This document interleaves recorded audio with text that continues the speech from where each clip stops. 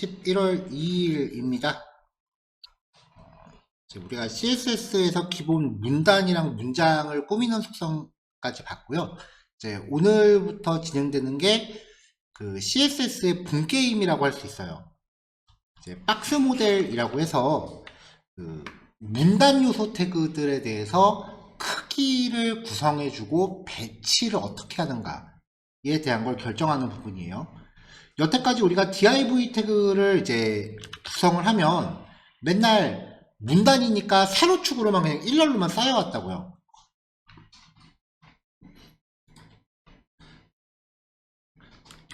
div 태그건 p태그건 문단을 구성하는 요소들, 이 문단을 구성하는 요소들을 CSS에서는 박스라고 부릅니다. 문단을 이루는 요소들이요. 그러니까 얘네들의 특징, div, p 뭐 이런 태그들이 그냥 연속적으로 사용하면은 말 그대로 문단이니까 아래쪽으로 차곡차곡 쌓이잖아요. 이렇게 아랫방향으로요. 얘네들한테 첫 번째 요소는 사이즈가 아랫방향으로 길게 해서 배치되고, 두 번째 요소는 그 옆에 이렇게 배치되고, 세 번째 요소는 이렇게 배치하고, 네 번째 박스는 이렇게 배치해라. 이런 식으로 마치 테트리스 하듯이 크기와 위치를 결정해주기 시작을 해요. 이런 식으로 구성하는 것을 통칭 레이아웃이라고 합니다.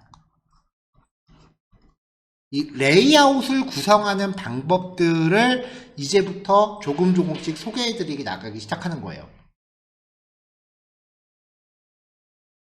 그러려면 이제 이 박스라고 불리우는 문단 요소들의 기본 특성을 먼저 우리가 파악을 하고 넘어가야 됩니다.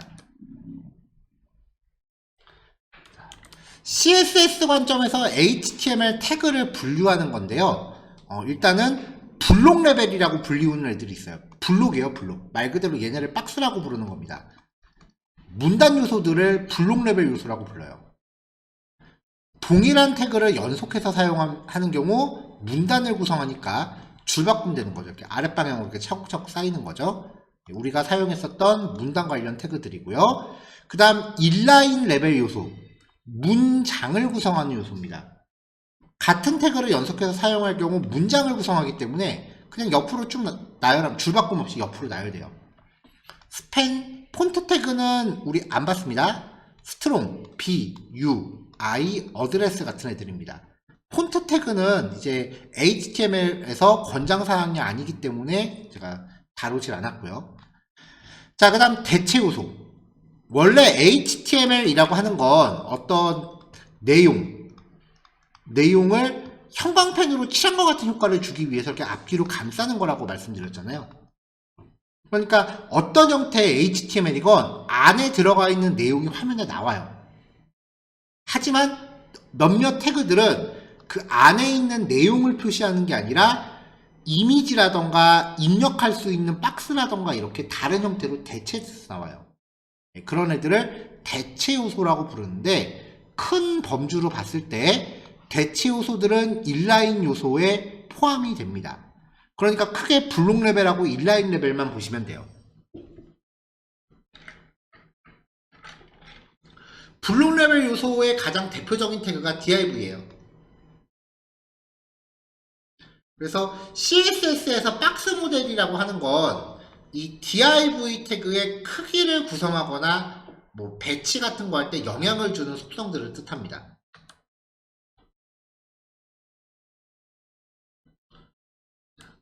박스의 크기를 기본하는 기본 속성은요, 일단 위드스하고 헤이트예요. 위드스는 가로폭, 헤이트는 높이예요. 자, 그 다음에 보더는요, 그 박스 주변에 생성되는 테두리인데요, 값은 굵기, 종류, 색상, 이 세 가지를 공백으로 구별해서 나열하시면 되고요.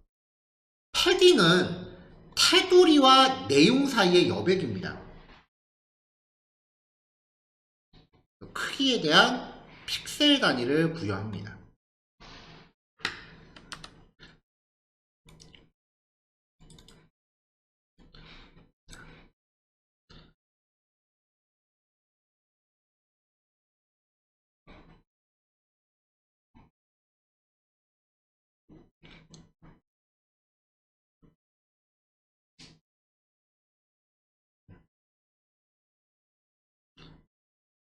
자, 그럼 이제 제일 먼저 살펴봤던 게 위드스하고 헤이트였으니까 이제 얘네들의 특징부터 볼게요.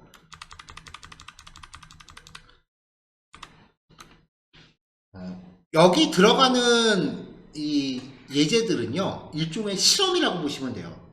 속성들을 값이 이제 어떤 식으로 작용을 하는지를 살펴보기 위해서 이것저것 실습 예제 자체가 하나의 실험 과정이다라고 생각해 주시면 돼요.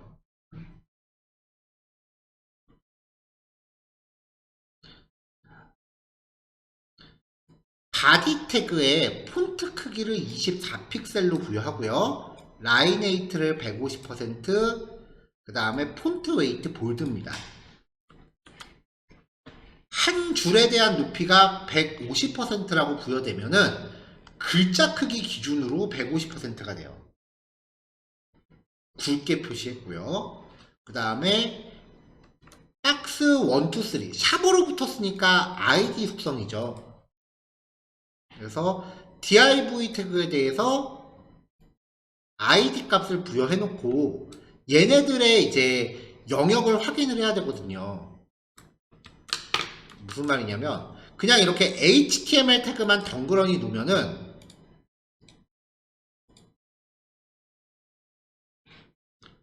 결과를 확인했을 때 어디가 어느 박스 div 태그 영역인지 눈으로 가늠하기가 어려워요.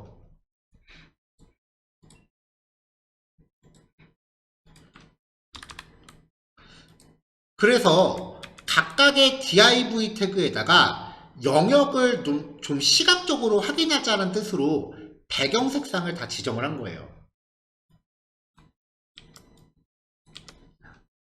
일단 박스1한테 백그라운드 컬러 배경 색상입니다. 배경 색상을 빨간색으로 부여해 봤습니다. 그럼 이 div 태그의 영역이 전부 빨갛게 나오는 거예요. 이렇게요.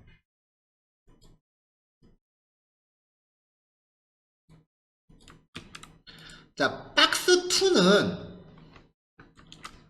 지금 포함하고 있는 내용이 없죠.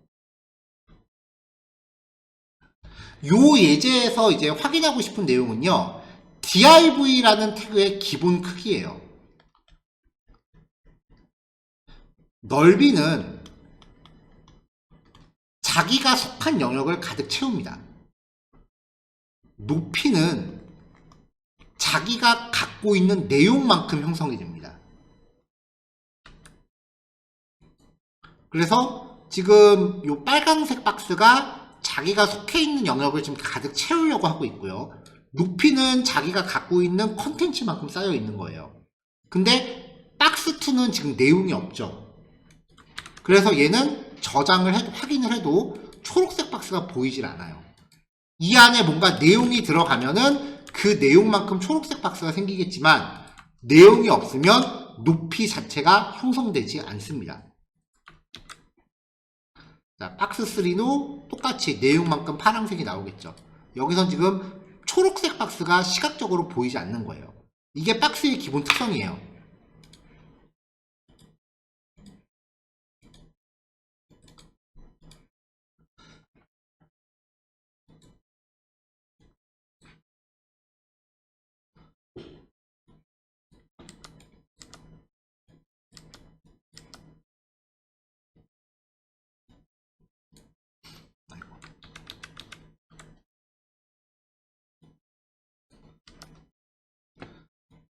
자, 그 다음에 이제 두 번째 예제에서 패딩과 보더 그리고 위드스 헤이트 특성들에 대해서 살펴볼게요.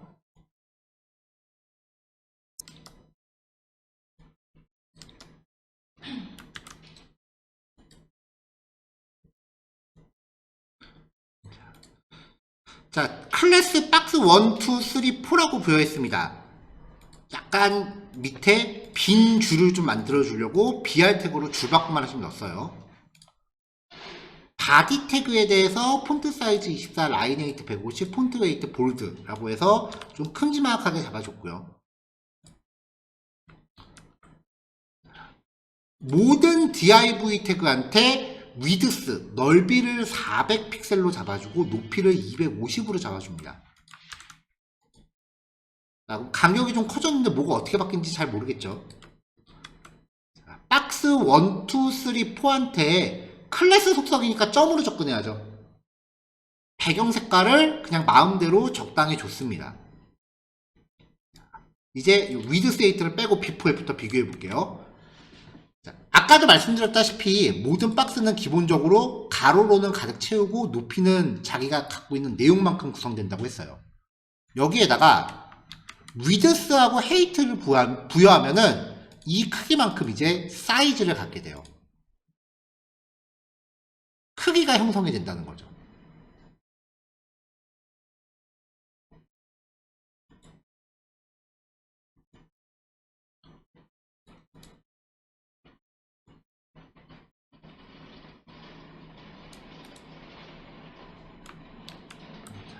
박스 2한테 테두리를 굵기는 20, 종류는 직선, 색상은 검은색으로 부여했습니다. 그러면 주변에 테두리가 쳐지죠. 자, 비포. 자, 지금 보시면 빨간색 박스랑 초록색 박스가 오른쪽 끝이 이렇게 딱 맞아 있었잖아요. 근데 테두리를 구성해주면은 그만큼 삐져나갔어요. 왜냐면은 테두리는 기본적으로 위드스 헤이트로 구성한 영역의 바깥에 생겨요. div 태그라고 하는 영역이 이렇게 있다면 여기에 테두리를 쳤을 때 이 영역 밖으로 테두리가 생겨요. 그래서 테두리 굵기만큼 전체 크기가 좀 커져요.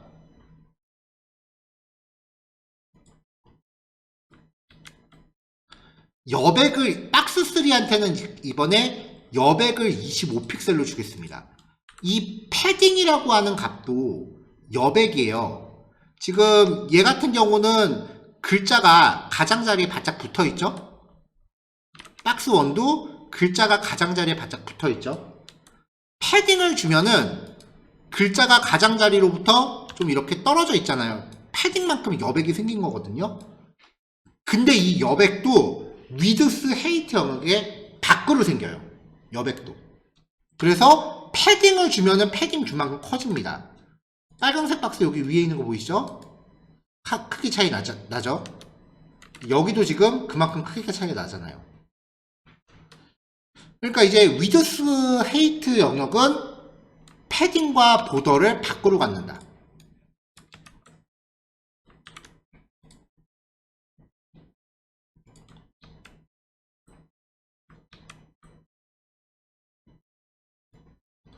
자, 그럼 마지막 박스 4한테 보더하고 패딩을 같이 주면은 그만큼 더 커지겠죠. 이게 얘 빨간색이 원본이고요. 테두리만큼 커졌고 패딩만큼 커졌고 박스 4는 패딩과 테두리만큼 커졌고요.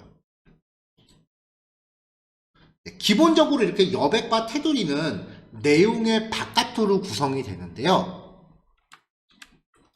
박스한테 박스 사이징 보더 박스라고 하는 값을 부여하면 기본 값이 컨텐트 박스예요. 근데 기본 값이라고 하는 거는 굳이 코딩을 안 해도 자동으로 먹고 있는 값이기 때문에 컨텐트 박스 쓰실 땐 굳이 코딩을 하실 이유가 없어요. 그러니까 박스 사이징을 보더 박스라고 부여하시면 모든 div 태그죠. 요 속성을 갖고 있는 애들은 패딩과 테두리가 안쪽으로 형성돼요. 그러니까 사이즈가 커지는 게 아니라 안에 있는 공간이 좁아지는 거죠.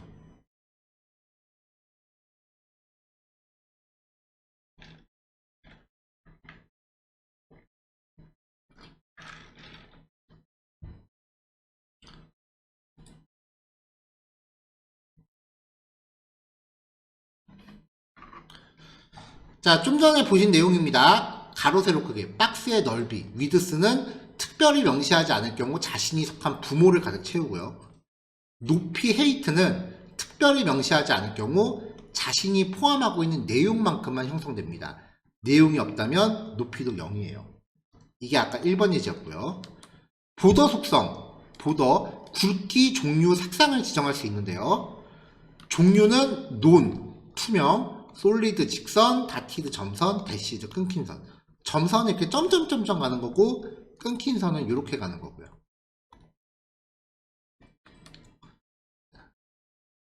기본적으로 테두리는 상하 좌우에 동시에 먹습니다. 박스가 있을 때요. 자, 근데 위치에 따라서 보더 탑, 보더 레프트, 보더 보텀, 보더 라이트 이렇게 위치에 따라서 개별적으로 줄 수도 있어요. 그럼 보더 탑 해놓고 5픽셀 솔리드 블랙 이렇게 하면 박스가 이렇게 있을 때 위쪽에 있는 테두리만 이 속성을 가져가는 거죠. 상단 테두리 탑, 레프트, 보톰, 라이트 위치에 따라서 테두리를 다르게 주실 수 있고요. 그냥 보더라고 하면은 상하 좌우 전부 동시에 먹는 거고요. 네. 그 밖에 굵기, 색상, 종류 이거를 따로따로 주고 싶다라고 하면은 보더 위드스, 보더 컬러, 보더 스타일 이렇게 세분화할 수도 있어요. 그러면 이제 요 두 가지를 조합하면은 보더 탑 위드스, 보더 탑 컬러, 보더 탑 스타일, 보더 레프트 위드스, 보더 레프트 컬러, 보더 레프트 스타일 이런 식으로 속성 자체가 되게 세분화가 되는데 저 개인적으로 한 번도 안 써봤어요. 이 속성 그렇게는. 그러니까 테두리를 구성할 때 속성 종류에 따라 구별되는 것까지는 진짜 쓰실 일이 없어요. 그러니까 얘네들은 별로 힘들어서 기억 안 하셔도 됩니다. 어차피 값을 명시할 때는 굵기, 종류, 색상이 항상 한 세트로 다니실 거예요. 근데 위치에 따라서 테두리를 좀 다르게 주는 경우는 좀 많이 있으니까요. 보더 이건 상하 좌우 동시 적용, 보더 탑, 레프트, 보톰, 라이트 이거는 위치에 따라 개별 적용. 여기까지는 좀 기억을 해주세요.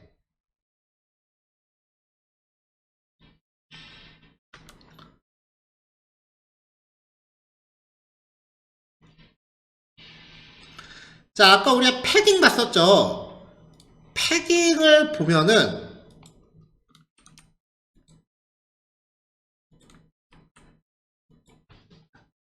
자, 내용 영역이 이렇게 있어요. 그러면 이제 여백이 이렇게 박스의 바깥으로 이렇게 구성이 된다고 했었죠.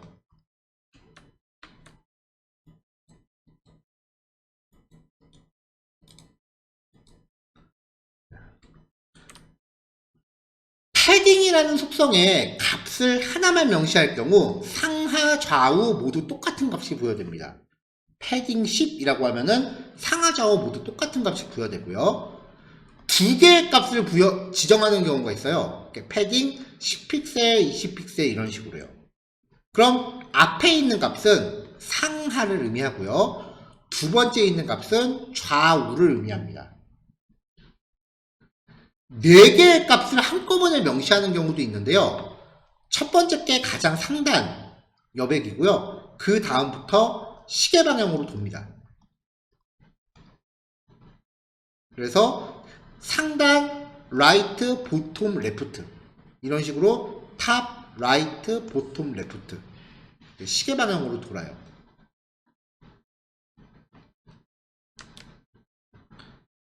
아니면 위치에 따라서 패딩 레프트, 패딩 라이트, 패딩 탑, 패딩 보톰 이렇게 특정 위치를 콕 집어서 줄 수도 있습니다.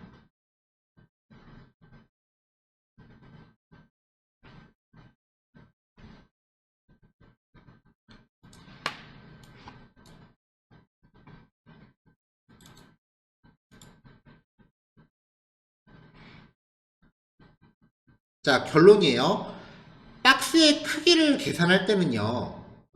내용 영역, 위드스, 헤이트 크기의 바깥으로 형성이 되니까 가로축에 대한 넓이 사이즈는 바깥 테두리, 왼쪽 테두리 더하기 왼쪽 여백 더하기 내용의 넓이 더하기 오른쪽 여백, 오른쪽 테두리. 이걸 다 더해줘야 박스의 실제 가로 넓이가 나오는 거고요. 반대로 세로 높이는 보더탑, 패딩탑, 헤이트, 패딩 보텀, 보도 보텀.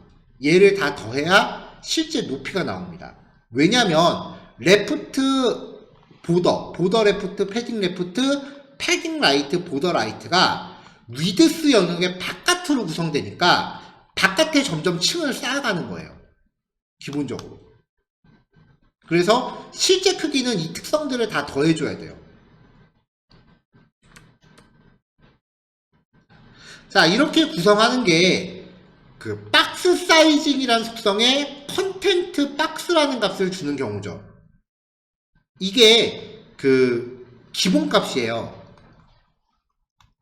보더와 패딩이 위드스 헤이트 영역 밖에 설정되기 때문에 보더와 패딩을 쓰면 쓸수록 박스가 점점 크기가 커집니다.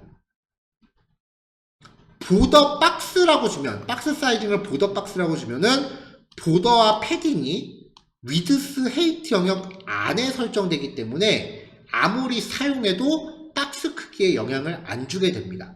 개인적으로는 저는 이 값을 굉장히 권장을 많이 해요. 그래서 웹페이지 실제로 이제 제작을 할 때는 전적으로 제 기준이에요. 별표는 all이란 뜻이 있어요. 모든 태그한테 박스 사이징을 보더 박스로 바꿔라. 이거를 항상 최상단에 명시를 하고 갑니다.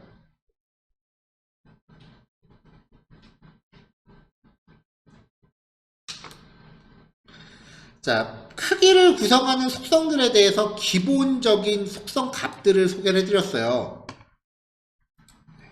이제 얘네들을 값을 하나씩 이제 확인하시면서 시각적으로 이제 어떻게 결과가 바뀌는지를 체킹을 하면서 실습을 하시면 되고요. 여기부터 실습하실 때 제가 당부드리고 싶은 얘기가요. 요거를 끝까지 다 코딩하신 다음에 결과를 확인하시면 안 돼요.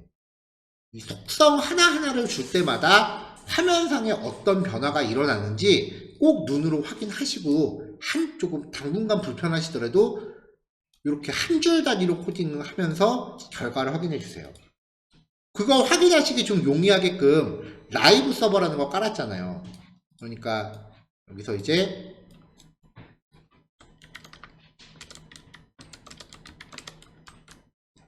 한 줄 코딩하고 저장, 한 줄 코딩하고 저장, 한 줄 코딩하고 저장, 이렇게 해서 이 속성들이 화면상에 어떤 효과를 주는지를 꼭 직접 눈으로 확인하고 가세요. 이 코드를 전체적으로 읽었을 때 어떻게 나오겠구나 예상을 아직 하려면 우리가 더 많은 내용들을 공부해야 되거든요. 그때까지는 한 줄 한 줄 꼭 직접 확인을 해주세요. 이게 처음에 좀 귀찮긴 한데 지난주에도 말씀드렸지만 CSS가 전혀 생뚱맞는 속성을 같이 쓰면 결과가 예상 못한 방향으로 나가요. 그러니까 그때 좀 수월하게 적용하려면 개별 속성들이 어떤 효과를 주는지를 잘 정리를 해 놓으셔야 돼요. 그래서 지금은 좀 실습할 때 좀 시간을 좀 들여서 정확하게 하시는 걸 좀 권장을 드립니다. 자, 35분입니다. 요거 50분까지 예제 2개 마무리 하시고 10분 쉬었다가 3시에 뵐게요.